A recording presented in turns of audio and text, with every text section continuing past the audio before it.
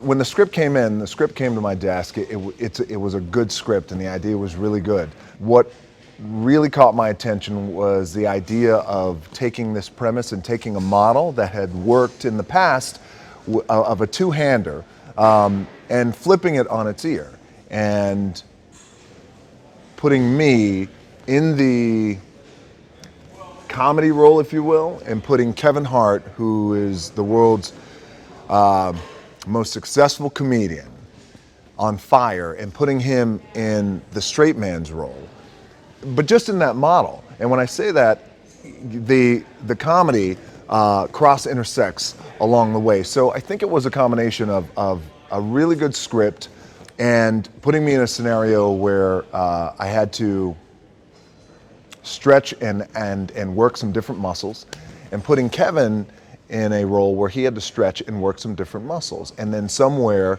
we meet in the middle. And so when you have that idea and that concept, that was really appealing to me with this. We had wanted to work together and do something, and this opportunity came along in Central Intelligence. And you know, look, Kevin's a bad dude, right? And just because he hasn't been in a lot of action movies, carrying a lot of weapons, he could still carry a weapon, fire a gun, and he's believable. Not as believable as me. But we're not competitive, no. Bob Stone is one of the world's most lethal individuals. He is a CIA operative. He is a man who is constantly on a mission. He is also a man who is incredibly prepared, strategic, and his abilities are second to none. The other side of Bob Stone is he was unmercifully bullied throughout high school, and at 17 years old, he was pulled from the boys' locker room while he was naked and into a pep rally where everyone was in, and he was thrown out in the middle of this floor in this very gym, everything exposed. And since then, his mind never quite developed past that day.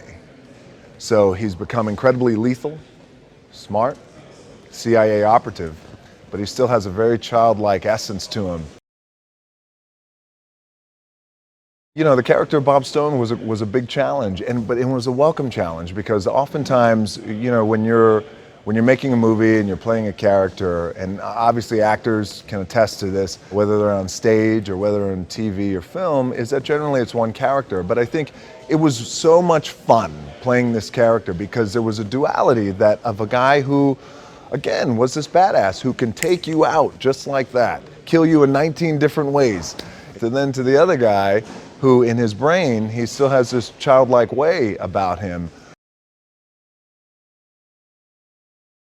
As the stakes rise in the movie, the action rises too in the movie. And what makes that great is that you have one guy who loves action, thrives on the action in Bob Stone, and then you get another guy who absolutely hates it. He's adverse to it. He doesn't want to go. And that oftentimes makes for a great pairing in these buddy action comedy movies. But here's the difference. The coolest element about this whole thing, it's not Kevin's comedy because obviously he's a genius. It's not my good looks, as I humbly say.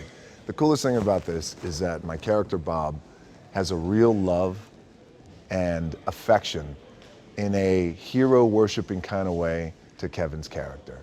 It was like that in high school, and it's never gone away. And I love the idea that these are two grown men who are running around trying to save the world through all these crazy antics. But yet at the same time, my character looks at him like, man, you're just the best. I love you, man. And that's that element that you don't often find, I think, in great action comedies. That's why I enjoy our relationship so much, is that he is an extremely competitive individual. I'm an extremely competitive individual. And you get us both together, it's a highly competitive daily race. Who's getting up first? Who's training first? Who's training longer? Who's stronger? Who's better? Who's quicker? Who's this? Who's that? And I got to tell you, when it comes to who's better at all these things from the moment you wake up in the morning, from the time you go to bed. All the boxes check off under my name. Every single one. Una spia e mezzo, da giovedì 14 luglio al cinema.